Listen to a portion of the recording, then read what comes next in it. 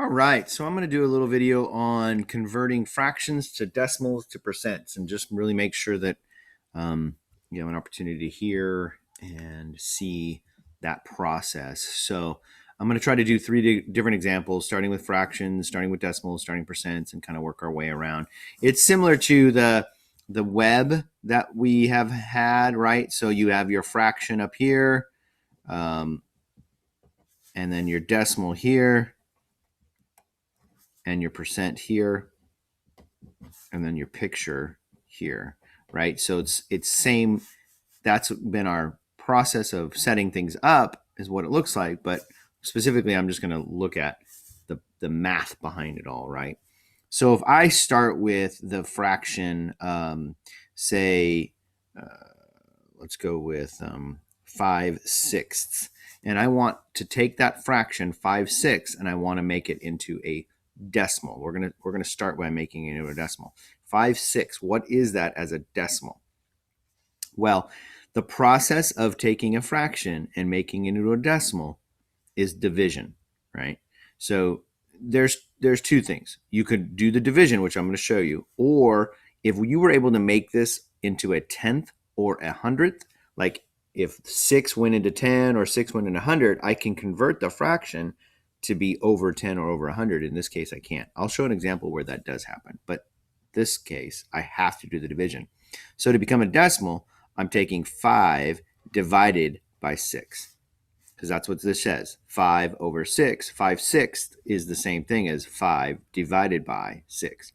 So when we do our division, right, long division, 6 goes into 5. Well, it doesn't, so we put a 0 there. And then at that point, now we're going to have to do some decimals, right? So I'm going to put out a few. I may not need them all, but I'm going to put out a few so that way I have some placeholders, okay? So now I look, 5 goes into, we look at this as a 50 now. All right, 6 goes into 50 8 times, right? And don't forget that decimal place that I put in here has to pop up in my answer, so it lines up. So now I do the long division. 8 times 6 is 48. I subtract, I get 2. And then what do we do next? Bring down the 0, right? And go 6 into 20. That goes in there 3 times. Multiply, you get 18. Subtract, I get 2 again. So this is the process of long division. Well, I still do not have a 0. If I can't stop until I have a remainder of 0, or until I see that it might be repeating. So I'm going to bring down the 0 and check again. So 6 goes into 20 3 times, multiply, I get 18 again. So what do you see already? And I get a subtraction of 2. So one more 0. If I just show the pattern that's happening here, I bring down my 0, 6 goes into 20 3 times, and again 18. So what's happening? I'm repeating this. This whole thing is continuing to repeat. 20 minus 18, 20 minus 18. So every time I'm getting 3s now. So I can stop because I can see the pattern, and I know that my 3 is repeating. Just the 3, not the 8, just the 3. So how do I write this? Okay, so how I'm going to write this is I'm going to say as a decimal. So I'll come down here. So 5/6 as a decimal is 0.83 with a repeating symbol over just the 3, because that's the only one part that's repeating. So that's taking a fraction, making it into a decimal. Okay. Now, how do I then go to a percent, right? If I want to take this decimal and make it into a percent, I want to show what it's also equal to as a percent. Well, the process of making it into a percent is taking that decimal, which is this 0.833333, right, with the repeating 3, and making it into a percent. To get a percent, you multiply by 100. When you multiply any number by 100, what does that do? Multiplying by 100 takes that decimal place. I'm going to rewrite so we can see it. When you multiply by 100, I take that decimal and I move it twice, right? It's multiplying by 100. And moving it twice because there's 2 zeros. If I was multiplying by 10, I'd move it once. Multiply by 1,000, I move it 3 times. So what is my percent? In this case would be 83.3 with the repeating. So the percent is 83.3 with the repeating on the 3. So that's it as a percent. So fraction, decimal, percent. Okay?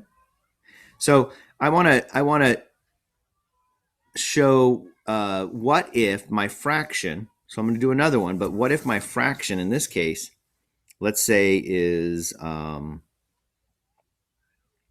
let's go with 3/20th.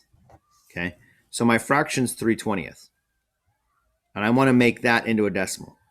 Well, as I mentioned, if I can take this and use a giant 1 and put it over 100 or over 10, over 1,000, I can convert that to a decimal pretty quickly without using division.